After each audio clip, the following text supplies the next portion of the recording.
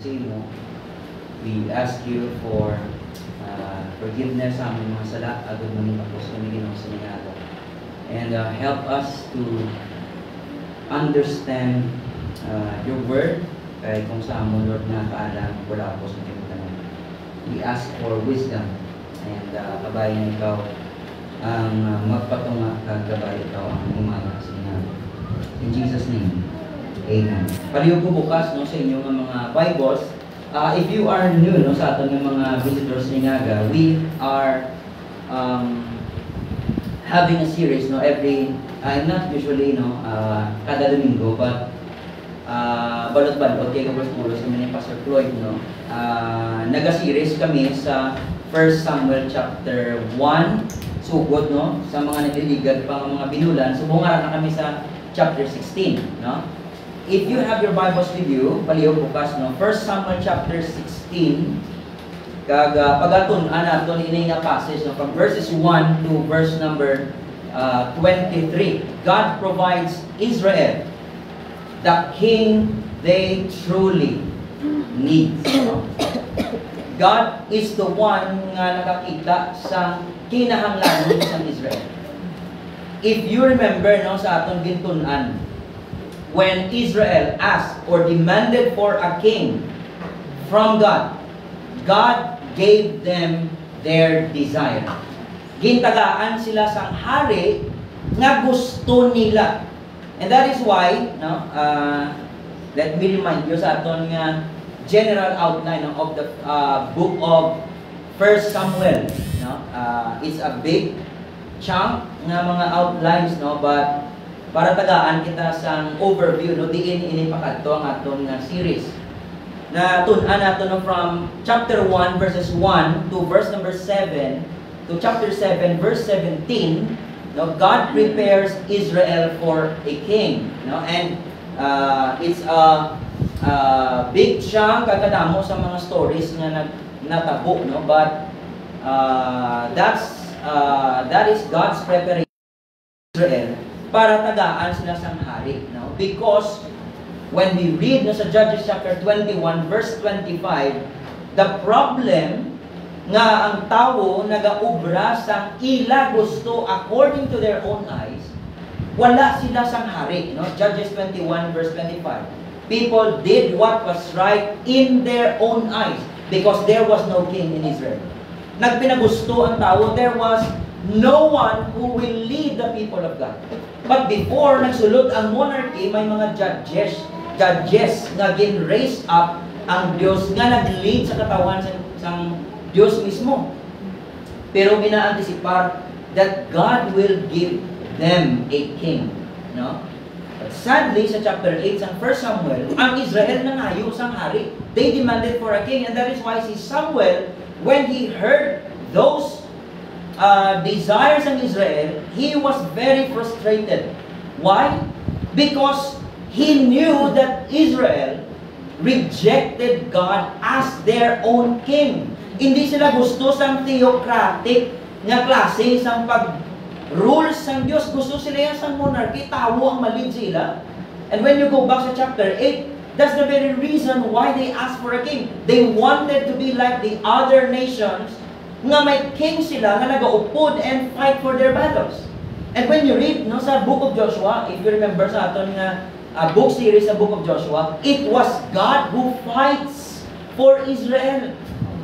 Lantaw ba na ang tao mangita pa ya sa own method niya just to satisfy sang iya nga gusto. Hindi siya gusto sang leadership, sang rules sang Dios sa iya nga kabuhi. Just like the Israelites. Ang Diyos mismo naga-govern, naga-rule, naga-upod, kag nagapakig-away sa iyang mga katawan, and yet Israel constantly rejects God. Ang gusto sa Diyos, when He rules, He wants His people to submit to His authority, to submit to His word. Pero galing Israel, hindi magpa-submit. That is why kapila ginasulit-sulit no, sa Joshua, sa 1 Samuel, nga ang Israel dapat mag-obey sa command ng Diyos. Because that's the very essence nga ang Diyos mo. And you belong to His people. Nagapasubmit ikaw sa authority, sa rule, sa dominion ng Diyos.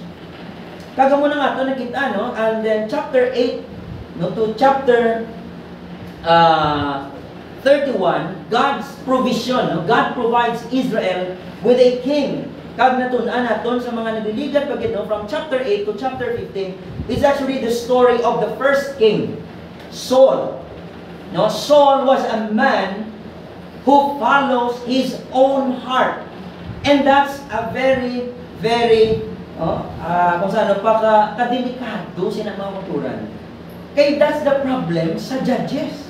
Ang katawan sa Diyos, no, gaubra sa ila ng gusto. Tiyari si Saul, the first king, nga mo nang ginpili sa Israel. Gaubra sa iya ng gusto. Kung dumdum mo na, ito ko ng taon na ito ng 1 Samuel, sanggin nangayo sila sa hari sa chapter 9, ginplastar sa Diyos, no?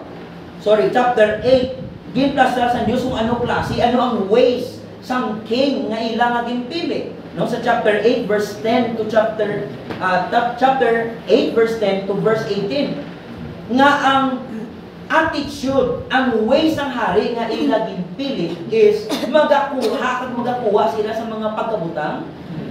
Even ang ilang mga kabataan, no, sa chapter 8 verse number 11 hambal sa Diyos. These will be the ways of the king who will reign over you. Referring kay Saul, the first king, a man who follows his own heart. He will take your sons and appoint them to his chariots, to be his horsemen, and to run before his chariots. Verse 12. And he will appoint for himself commanders of thousands. Verse 13. He will take your daughters to be perfumers and cooks and bakers. 14. He will take the best of your fields and vineyards and olive orchards and give them to his servants. He will take the tenth of your grain, so on and so forth. Puro tanan, no? Magakuha siya kung magakuha. That's the king that they wanted, not the king that they truly need. And God gave them their desire. Dibla mo na kakulbaan when God grants our sinful desires. Nga pabayaan ka sa Diyos and sa punta, you will learn about grabe. Maayo pa kung wala kong ginsunod ang akong gusto. And sometimes, God will put us sa sinaang scenario, sa situation, para kita tudluan nga that we really need Him nga mag-guide sa aton ng mga kabuhi. Because without Him, according sa Biblia, we all are like sheep nga nagkalawala, who have gone astray. Each of us turn to his own way, not the ways of God. Hindi isang ways ang shepherd nga nag-guide, nag-lead sa aton. Di kada mo sa mga sapat nga ipaanggit kita sa Biblia, ang sheep pa nga ang dipili. Because without the shepherd, sheep is nothing. Wala sang guidance, kag proper care sang shepherd, ang sheep kay mapatay niya. Vulnerable niya sa mga wolves, kag sa mga beast sa field or sa wilderness or sa diin man. Kaya nga, nun sang karnero ang shepherd. And that is why sa New Testament, even si Jesus nagkambal, I am the good shepherd. Ang good shepherd nag-sacrifice sang iya kabuhi for the sheep. Kaya ang sheep kinanglanon na gid ang shepherd. So, gingrant sa Diyos ang sinful desires ng Israel. King Saul, people's choice, he is a man who follows his own heart. And now, alin na kita sa chapter 16, up to chapter 31 sa 1 Samuel, is the story of David, the king whom God appointed. Kag ang ginpili sang Diyos. He is God's choice. A man who follows God's heart. Bisan si David na dagdag sa pagpakasala, he is still a man who is after God's heart. And it doesn't mean na perfect si David. No. Ginapakita sa aton sang writer that we are truly human. Tawo kita yung mga kauturan. And we need God. And without God, mapalyag kita yan. Madagdag tayo. Makulabos kita. No? But, sa mga succeeding chapters pa na. But let's focus sa chapter 16. God provides Israel a king they truly need. Una, sa chapter 16 verses 1 to 13, makita natin the selection. Sorry, the selection and anointing of God's king.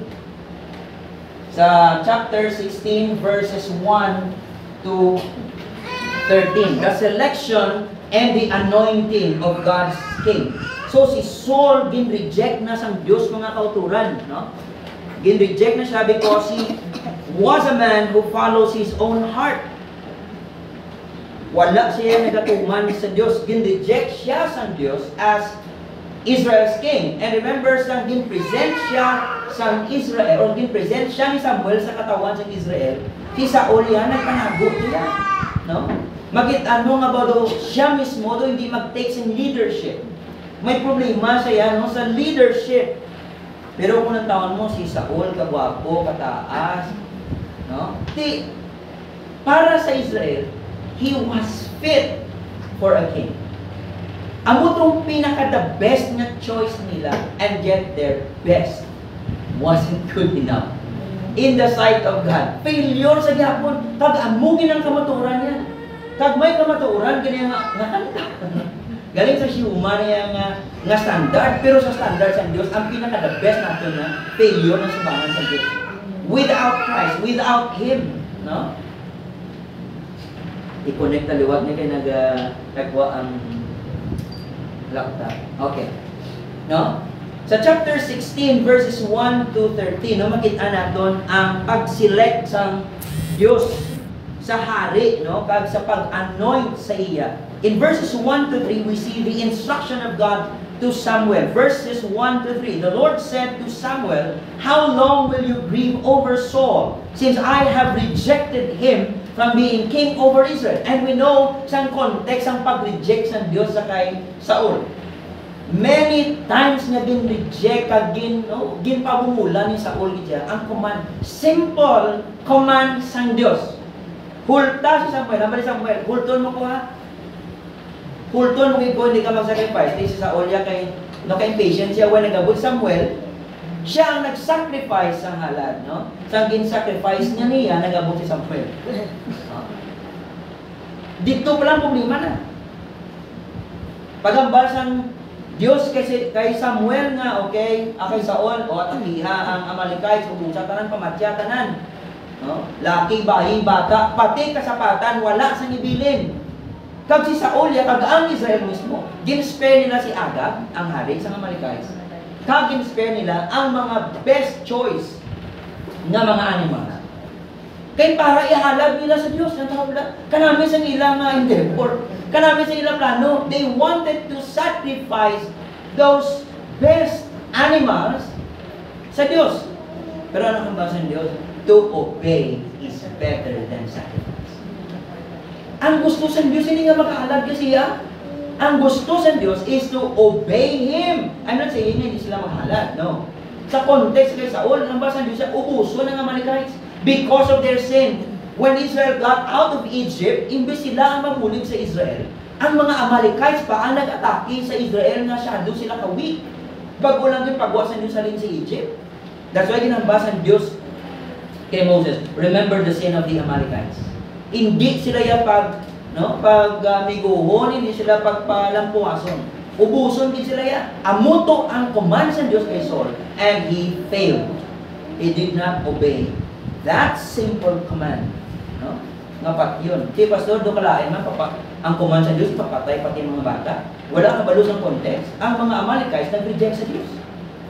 That's the context. Hindi sila yung katawan sa Diyos. Kagin, atake nilang Israel. Ang Diyos siya wala mga kultura na lipat sa ilang sala mismo. No? Why nalipat ang Diyos sa ilang sala? So this is the simple instruction, straightforward instruction sa Diyos kay Samuel. Tingnan na nag-grieve ka ba over Saul? Dinijay ko na siya. Wala na siya sang chance na magabalik pa as king of Israel. Because he was a man who follows his own heart and God doesn't want that. Gusto sang Diyos ng iyahari, magatuman sa iya nga, pulong nga, kay kung ang hari magatuman sa pulong niya, pati katauhan magatuman sa Diyos. Kaya nagadipindi man ang katauhan sa Diyos sa leader ni butang. No? That's why kadako sang bulig sa isang kahari. And look at Saul, the people's choice. Failure sa kaya mo na gusto sa Israel. They wanted a king. Sa ilang standard, sa ilang gusto. Hindi sa standard, ito sa gusto sa Diyos. God's instruction to Samuel. Fill your horn with oil and go. I will send you to Jesse, the Bethlehemite, for I have provided for myself a king. Now remember, din-mention si Jesse. Sa Book of Ruth, nagkabla, no? Grabe ni nga libro, no? Just 4 chapters, and yet ang ending na nga book is a birth. No? A birth of this son, no? Woman who birthed a son. Sa Ruth chapter 4, after no sa Book of Judges, ang tawag bala, ang Book of Judges, ang ending niya, negative kayo niya. People did what was right in their own eyes, and yet ang ining Book of Ruth nag-end sa no, pagkabata sang sining bata nga alin sa kay Ruth kay Boaz. Si Ruth nga Moabite, no? Si Boaz nga kinsman redeemer ni Naomi. And look at verse 18. Now these are the generations of Perez.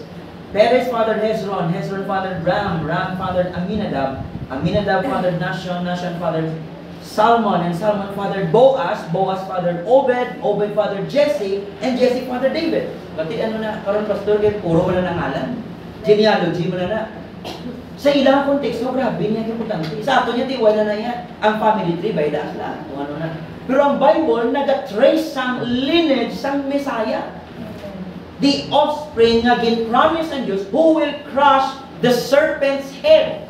Among magapirdi sa gahom sang yawa, magadunot sang ulo sang manog. Genesis chapter 3 verse 15. Pero na gina-trace ang lineage sang Messiah, and David was one of the ancestors ni Jesus Christ. When you read the book of Matthew, chapter 1. Kag diri nag-end ang Ruth chapter 4, verse 22. Gin-mention si Obed nga bata ni Naomi, ni Ruth kag ni Boaz. Kag si Obed nangin father ni Jesse, kag si Jesse nangin father ni David. And it's a surprising end. Nga mo nang ending. Meaning si David is a prominent figure sa sinema story. Pero before si David ang sulod sa eksena, si Saul ara. People's choice. And here, David is the choice of God. Because he was a man, he is a man who follows God's heart. Ang basang Diyos, kadto na Jesse, because I have provided for myself a king among his sons. And Samuel said, how can I go if Saul hears it? He will kill me.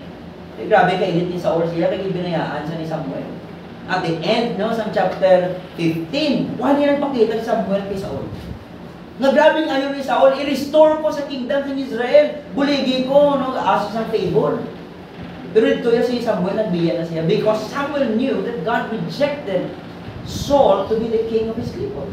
Pero nag-perform sa Jacob sa duty as king, but he was a rejected king in the sight of God. No?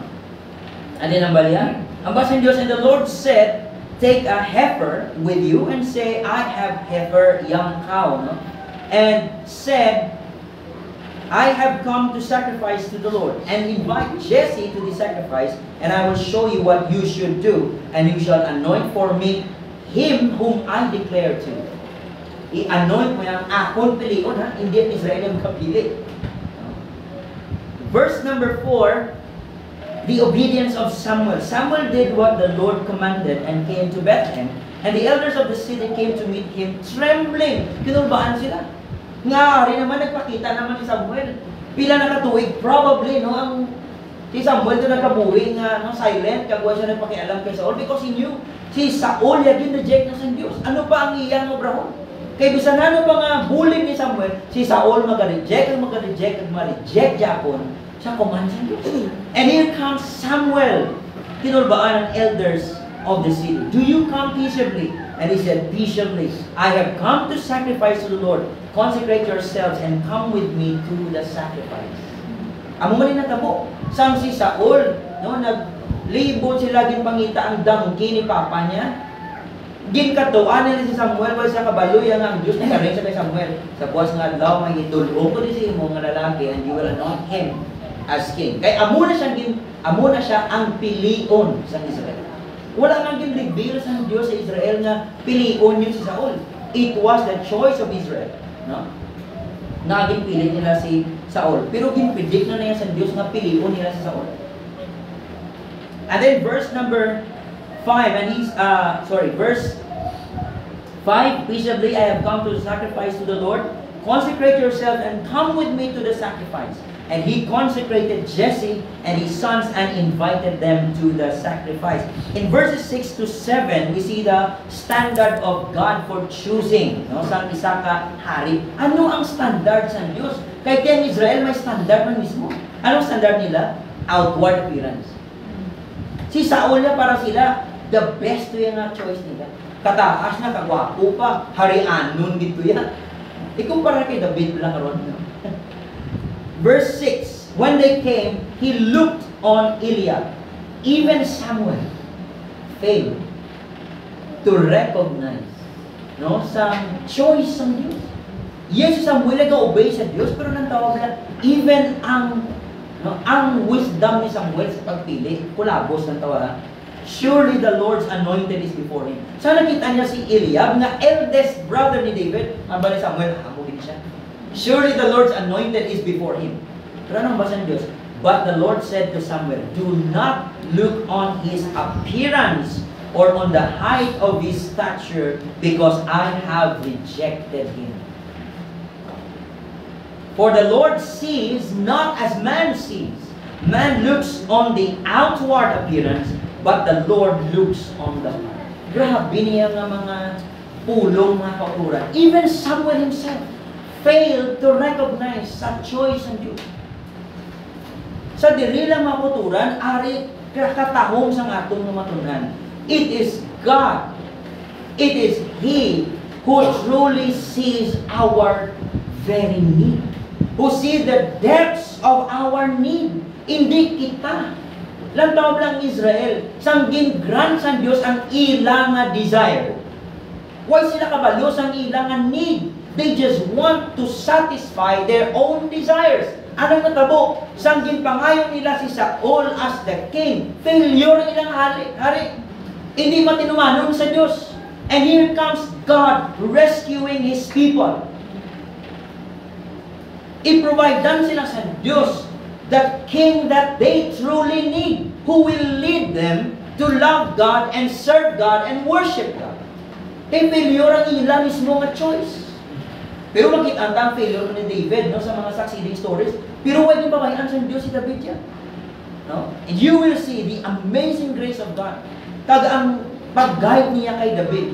Ang kanta ni Hannah sa 1 Samuel chapter 2, God will save the king. Amunang kanta ni David sa 2 Samuel chapter 22 sulihin. Ginluwas siya sa Diyos, gin-preserve siya sa Diyos, because that's the point sa sining kamaturan. Sa sining nga libro, God preserved His king to lead His people. Kag ina nga kamaturan, mga kauturan, connected ina sa kay Kristo Jesus, na siya amo ang ginpili sa Diyos nga hari, the king that we truly need, who will lead us for us to live a holy kind of life. Nga kita nangin worshipers of God. Si Kristo actually ang mensahe niya, ang padulungan siningang kamatuonan. David is just the shadow. Foreshadowing ni Kristo Jesus. Jesus is the ultimate man who follows the very heart of God, and He never failed. Even once, wala siya na fail. Amo ni katahong sa siningang kamatuoran. But there is a story ni David. No? You see even the uniqueness of David compared to Saul. No? Dire hambal ni Samuel baw. Amo na ni siya, hambal sa Diyos no. Lain niya pagtulog sa tao. Actually, ang failure ni Samuel, amo na failure sa Israel. They looked sa appearance. No? Do not look on his appearance or on the height of his stature, because I have rejected him. The Lord does not see pareho sa tao. Because man looks on the outward appearance, but the Lord looks on the heart. Grabe niya nga kamaturan. No? Tinatawag lang implication kung ang Diyos kabalo sa aton mga tagipusoon, kabalo sa aton mga desires. Hindi ka kabutig sa Diyos, hindi ka makapakuno-kuno sa Diyos. Kagbisanan ng mga justifications ng tao, si Saul, di ang the best, kaya muna ang mga qualifications niya. Sa tindog niya parang hari, no? Sa tao na yung standard. But what about sa standard ng Diyos? Si Saul, failed na yan. Because God looks on the heart. Anong klase nga tagipusoon ng arak kay David? Kag anong klase ang tagipusoon ng arak kay Saul? What kind of spirit nga arak kay Saul? Kag anong arak kay David? You will see the difference, no? As the story progresses. Kag diri, verse number 8, then Jesse called Abinadab and made him pass before Samuel, and he said, neither has the Lord chosen this one. Then Jesse made Shammah pass by, and he said, neither has the Lord chosen this one. And Jesse made 7 of his sons pass before Samuel, and Samuel said to Jesse, the Lord has not chosen these. Pito ka pilog nga magulang niya, why di ka pasan? Ang basa ng Diyos. Wala di sila nga akong pinig. And then Samuel said, are all your sons, verse 11, here? And he said, there remains yet the youngest, but behold, he is keeping the sheep. Ang bataon, ang pinakamanghod, nantawa ha? Sa story pa lang ni Jacob at ni Esau. The eldest shall serve. The elder that shall serve the younger. Ang mga pamaagi sa Diyos is ang mga kuturan, hindi ka dyan natin may usually, gina-bless ang Diyos ang mga magulang. Pero diri raw sa story ni Jacob, gin-bless niya ang manghod. Diri naman sa kay David, expected kita mo ni Samuel ang magulang nga si Eliab. Okay, surely the Lord's anointed is before him. Pero mas ang Diyos, I have rejected him. Makita mo ng connections, ari manghod, ang gin-bless ang Diyos, ang gin-pili sa Diyos. Ang first Adam na failure, di ba? Ang last Adam ng si Jesus, amuya ang gin-bless. Ang tawag theme niya sa scripture, constant theme na ngay ipakita sa aton, the ways of God, hindi pareho sa aton ways. Isaiah 55, the thoughts of God are not like our thoughts. Ang iya ways, hindi pareho sa aton ways. And that is why, kinahanglan nga kita ng mga katawan should depend on God. Magasalig sa iya, kaya niya kaalam, hindi pareho sa aton kaalam. Siya ang Diyos nga nakaibalo, sang tutuod din naton nga kinahanglanon.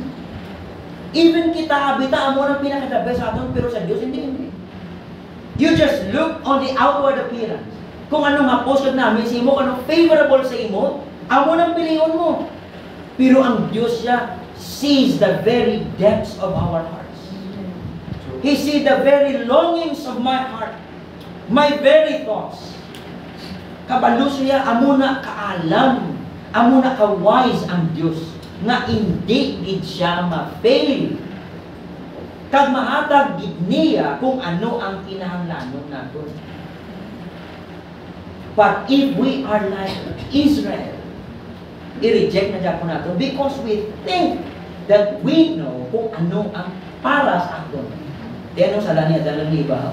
They chose what's good and what's bad for them. Hamba sa Diyos, don't eat this. Ang gin-prohibit sa Diyos, amo itong ginkaon nila. Ang gin-prescribe sa Diyos na kauno nila, wala na ginkaon nila. Pero ang gin-prohibit sa Diyos, ginkaon nila yun. Don't Diyos sila karon. Mag-pronounce what's good and what's bad. Tilang tawa. Genesis 2, chapter 3. Judges, chapter 21, people did what was right in their own eyes, not in the eyes of God. And even up to now, that's the very lifestyle na ginahabuhi sa most people in the whole world. We do everything that is good in our very eyes. Sa standard natin, the standards in Diyos, even someone failed to recognize this. Si Eliab na ni, no, I have rejected him. Because man looks on the outward appearance, God looks on the heart. Ang sa Diyos ang unod, ang tagipusuko naton. Di wala sa may mga panago sa Diyos, ang CCTV, di pa nabalaan ang imong motive, ang imong desire, wala na yan. Ang MRI, makita ng pating mga ugat-ugat mo na, pero hindi makita ng thoughts. Pagkabudlay, i-prove sa korte, ang thoughts, Pastor Floyd, no? Ang motive, no? Kabudlay, i-prove na. Kaya pwede ko yung makasagad ko, ang lie detector test, ganun kasi ano pa nila eh. Kalusot pa sila eh. Pero sa Diyos, wala nang kalusot yung mga kutulan. We lay all, ano parehas, naked before the eyes of the one who truly sees us. Why ka ba naging? Ari, wala git. Verse number 11. And someone said to Jesse, send and get him, for we will not sit down till he comes here. And he sent and brought him in. Nakalantawa anong tsura ni David. Now he was ruddy. Hindi ko siya kabapuhon nga. Ang niya nga complexion sa skin niya, kasi mamo lang kami guro, no? Medyo reddish. Si Saul siguro, kapugapo gito yan. Kumpara kay Saul, taas pa siya. Di si David, kay tiga, keeps ng sheep, medyo pareho sa kay Jacob, no? Reddish and panic, taga pamula-mula, no? And had, pero may beautiful eyes siya and was handsome. May outward looks mo si David. Pero hindi, amo niya naging pilit sa Diyos. Man looks on the outward yan, but God looks on the heart. Meaning, pamangkuti yan nga importante, what is in the very heart of David? Nga wala kay Saul. Nga reject Saul. Again naman ang atong ginasulit-sulit, Saul was a man who follows his own heart. David was a man who follows God's heart. Amo niya si David. Ano nang basa ng Diyos? Why durog mo? Arise, anoint him, for this is he. Siya niya. Remember sa book of Ruth, chapter 4, verse 22? Jesse fathered David. Ngayon si Eliab, gimension to. Hindi si Abinadab, hindi si Shammah, hindi ang iba na utod, kundi ang youngest, David. Siya ang prominent figure. Ini mag-set sang stage sa rule kag sa kingdom ni David. No? Crucial na chapter 16, mga katulan. Arise and anoint him, for this is he. Then Samuel took the horn of oil and anointed him in the midst of his brothers. Ara. No? In the midst of his brothers. Ang ini nga mga utod niya sa lihe, masuya pa ni siya. Doon, pero kay Joseph man. Mangod si Joseph, kinisaan mas mamagulang yan. Kung yung sinugay mo yan, mangod ka lang. Si David mo man eh. So, ko makontra niya na ba? Ang kontra ni David, mula yan. Si David, pala hindi soldier. Kita mo, akong iyang mga magulang. Ano ka? Gabantay ka lang mo sa mga karniro ta. Sila yung mga professional na mga soldiers. Ang maskulo kag ang mga training sila, hindi parehas kay David yan. Pero sino ginamit sa Diyos to defeat the giant? Ang mga soldier. This ruddy, this young boy, whose heart is after the heart of God. No? Ano yung bugay sa Diyos siya? Doon ka mamaka, doon ka discriminating. Doon ka budlay ba tunod sa bugay sa Diyos? Pero ano na yung bugay sa Diyos? Wala may ka pa sino-sino. Ang tulukon mo, tama doon, matsag mo doon, wala kulos. Kung bugayan na sa Diyos, maputura ng butlang. Sobra pa mo, obra niya ng sino. Yes. That's the grace of God. Because God looks on the heart of man. And now verses 14 to 23, we see the introduction of God's king to the rejected king, na si Saul. Ginintroduce si David sa kay Saul. Pero si Saul ay pakabalo, no? Buhay pa sa kabalo nga si David na. Nanamihan pa sa una kay David. Pero sa uli, he will hate David so much. Nga planuhan din na pakyo si David. And you will see kung ano ang heart ni David toward sa tao, sa hari, nga nag-persecute siya. You will see in the succeeding stories. Ang una nga namin, unahan yung labasa. 17, 18, 19, asa sa chapter 13, you will see this story. Grabe, makita mo what separates David. No, sa bugay sa Diyos kay Saul. Makita mo dyan bala sa ni David dyan kay Saul. No? Amo na nga aging pili sa Diyos si David. humanly speaking, ang humanaton nga malatsagon. Pero ti siyempre sa mata sa Diyos, bugay lang niya sa Diyos kay David, nga nang amo na siya. Pero reality na nga ang attitude ni David, yung attitude ni Saul. No? Sa verse 14, we see God's Spirit, no, depart. God's Spirit's departure, kulang esta sa Spirit, no, from Saul. Verse number 14, now the Spirit of the Lord departed from Saul, and a heartful spirit from the Lord tormented him. Nantabla ko anong matabo, if God will, no, withhold His Spirit sa isang katao, ang tao left, no, sa iya kaugalingon. Ang bad isang verse is, there's a spirit, no, nga naga-distress kay Saul. Kamay naglokon kay Saul. Ang tao bala. Sa sugod-sugod pa lang bala, may naglokon ng bala si Saul. Sa ginintroduce pa lang sa mga tao. Hindi nga daw ginpa-worse siya sa Diyos. Iya na ito yung kinaiya. Remember sa ginintroduce sa, as the king din siya, nanagot siya yan. Wala siya gitagaan sa distressing or fearful spirit sa sugod pa lang. Actually, gintagaan sa Diyos ang spirit sang gindeclare na siya as king. Ginbuligan pa sa Diyos siya. Sang ginbuwa na sa Diyos ang iyang espiritu, si Saul yati. Gagbuwa ka diyang iya nga tutuot na tulo. Kaya yung fearful siya. Distress. Tungod na sa spirit sa Diyos nga na-accomplish itong mga bagay-bagay. At itong mga accomplishments siya. No? Kurari, he is tormented. And Saul's servant, no, ang proposal, ang suggestion sa iyang servant, verses 15 to 17, ang tawa. Behold, now a harmful spirit from God is tormenting you. Let our Lord now command your servants who are before you to seek out a man who is skillful in playing the lyre. When the harmful spirit from God is upon you, he will play it, and you will be well. Para daw magtawa ng iyang utok. Ha? Pamatian mo daw isa ka musician na sa gapag tukar sa harp, no? Para matawayan utok mo. No? Hindi ka maggamo sa imong mga utok kay ga problema siya, anxious siya. Tanan di kabalo siya na rejected na siya as king. Si Samuel ay pag-uupod sa iya, imagine.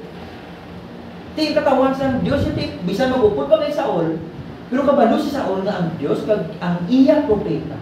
Wala upod siya. Hindi ka na mangin anxious. Kabalo ka pila ka nang balan. You are rejected. Rejected kayo. Bisan ano pa outwardly i-perform mo nga king ka, wapo ka na sa mga sa tao, but you are rejected in the sight of God. Ang munang effect kay Saul. That's the proposal of his servants. So Saul said to his servants, provide for me a man who can play well and bring him to me. And then verse number 18, no, amo ni ang pag-introduce kay David. One of the young men answered, behold, I have seen a son of Jesse, the Bethlehemite, who is skillful in playing, a man of valor, a man of war, prudent in speech, and a man of good presence. And the Lord is with him. That what separates David from others. The Lord is with him. Remember sa story ni Joseph, the Lord was with Joseph. Once ang Diyos upod mo, that makes a very good difference compared sa iba. Amo ni nagasiparar kay David, the Lord is with him. Therefore Saul sent messengers to Jesse and said, send me David your son who is with the sheep. Pero ginanood na siya as king, ha? Ginanood na siya as king. And Jesse took a donkey, laden with bread and a skin of wine, and a young goat, and sent them by David, his son, to Saul. And David came to Saul and entered his service. Remember kay Saul pa lang, sugod-sugod, fearful na sa hadaan.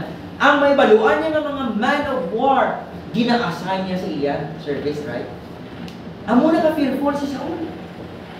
Pero lang tabla ang mga mighty men ni David. They will pledge their lives sa kay David. Kaya Saul siya yung mag-recruit to, diri ka sapon. Kung mga baskog gato, paong ka ni Saul. Ang mighty men ni David, yan grabe. They will pledge their lives sa kay David yan.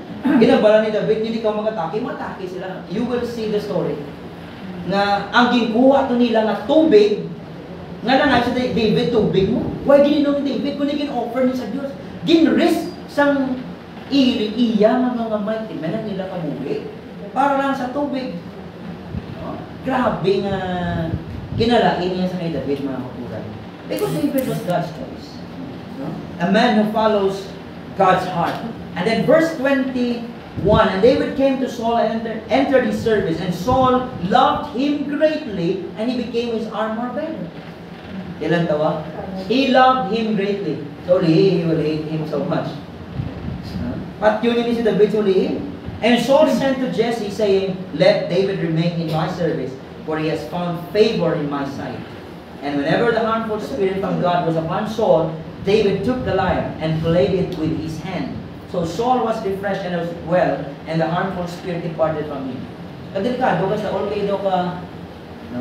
Hindi stable ang mind niya. So ulihin, ibang kawon niya na si David. Amo na kadelikado kay Saul. Pero si David a man of God's heart, a man who follows God's heart. Installed sa service ng king. Agdakuman ang role ni David because this will set the stage siya nga role kag siya nga reign in the future. Ang diri mga kuturan, ining kamatuoran that God looks on the heart. Hindi sa outward appearance. Di posible sa standards ng tao si David hindi siya fit for a king. Siya na ang youngest. Ito wata-wata pa niya. Hindi siya fit for a king. Siya pa ang makontra sa giant. Wala pa siya nagsusok armor. Imagine, wala ka espada. Even Goliath himself belittled David. Ano mo sa ako dito? Dalaan mo ko distal? Imagine, grabe yung pag-describe kung ano si Goliath. Ang mga metal na pinapangsuksok niya, ang puntas, ang spear niya, kapirti ka buka. Ang impossibility, no?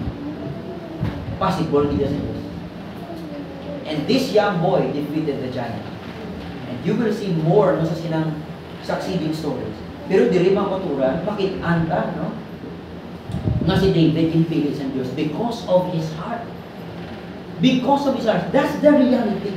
And that separates David from Saul. Nga i-bless ang Diyos na si David niya kay gusto magtuman sa Diyos.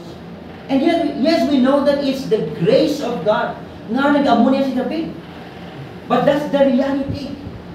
Nga once mo gayan ka sa Diyos, masunod kayo sa Diyos. Bisan ma-fail ka, mabalik at mabalik kayo sa Diyos. Ang tao, failure na yan. Kaya gatulog sa outward appearance.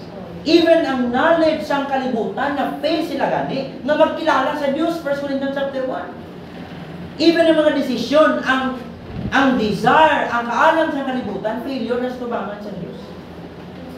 By wisdom, the world did not know God. Di anong saligan mo sa kalibutan o sa tao? Failure na yan. Ang best na ito is not good enough. Sa tubangan sa Diyos. It's not the best in the sight of God. Anuya ang ginpili sa Diyos amo niya because God sees our need. Siya lang gidya maka-provide, God maka-fill sang sinang void nga aton na batyagan. Ang Diyos na may matuturan. Kitaya we are like blind people groping in darkness without God leading us. Ang punta na permi failure ang matuturan. And that teaches us to rely on God. Sa iya nga pulong, sa iya nga guidance, sa iya nga leadership. Kaya si David, mga kuturan, you will hear from the mouth of David, from the mouth of David himself. Sinugid ko, Lord, na piliin mo. No? Sinuko nga piliin mo. And you made my name great. Kabalo si David siya. Ginag-knowledge siya mismo ang Diyos. Wala naman si David. Grabe, hindi ko yung malaan mo. No? Pero ano ang kinalain ni Saul? Uno na may mag si Saul. Chapter 10. Ganun siya, hindi. Lord, I am the least. Ang akot na pamilya, least kami kay Benjamin ko. Pero sa ulihi, he thinks highly of himself. No? Lantawa sa chapter 15, verse 17, Samuel said, though you are little in your own eyes, Are you not the head of the tribe of Israel? The Lord anointed you king over Israel, and the Lord sent you on a mission and said, go devote everything to destruction, the sinners, the Amalekites. Una mo magina mo. He looks so little sa iyang panulukan. Sa ulihi, nagpatukod siya sa monument for himself. Nagtukod siya sa monumento para sa ulihi. Kaya ano na siya? Humility pa na? No. It's pride. It's pride. Kabay pa mga kuturan that this truth mag-remind sa aton, no? Nga the way kita magtulog sa mga bagay, amo man dapat kung paano ang Diyos magtulog man. He looks on the heart. Ganun mo remind, hindi kita sinaya kabalo kung ano ginan sa tagipusogon sa tao. Oh? The point is, we need to ask God's wisdom. Kay kita ya kulabos pirmi. Ang aton pirmi nga ginaobra is looking sa outward appearance. Kung anong favorable, anong apos, anong nami para sa aton. Usually, ang ways of God, hindi parehas dito sa atin. Kag hindi natin maintindihan. And that teaches us to rely sa Diyos because He knows our very need. The deepest longing sa aton ng mga tagipusoon. Kita ganin, hindi pagkagsindi. Galibugulo daw, anong gusto na? Yes. That's our tendency. Kaya hindi kita yan. May void yun na yan that only God can fill that void. Kaya kung ikaw, daw Diyos ka na yun, wala sang may makasatisfy sa aton in this world. Nothing will ever satisfy us sa sining nga kalibutan. Temporarily, dumaquench ang thirst mo, ang satisfaction mo, pero ultimately, wala. Wala. Kwarta, ang tao ka desire sa kwarta, ilang tao mga manggaranon pa sa mga manggaranon nga kilalata, naghigo gani. Nagata. Kay wala sa makasatisfy. Makakagwapa siya, kagwapo siya, arang tanan siya, pero nga nagamo na siya. That's the point. Without God, ang ining mga bagay, wala ang pulos. Without God, ha? Kabay pa mga kuturan, kaluyan kita sa Diyos. No? And be reminded sa inyong kamaturan that God looks on the inside. Na muna dapat before God, no? Putli kita. Putli. Pure. Because God knows my thoughts, my desires, my needs, tanan. Let's pray. Lord, salamat dito sa inyong kamaturan. Dayawang imo paglimon, dayawa sa Kristo Jesus, ngamon Diyos, kagamon ng luwas. Patawaran ikaw mo sa amin sa lahat. In Jesus' name. Amen.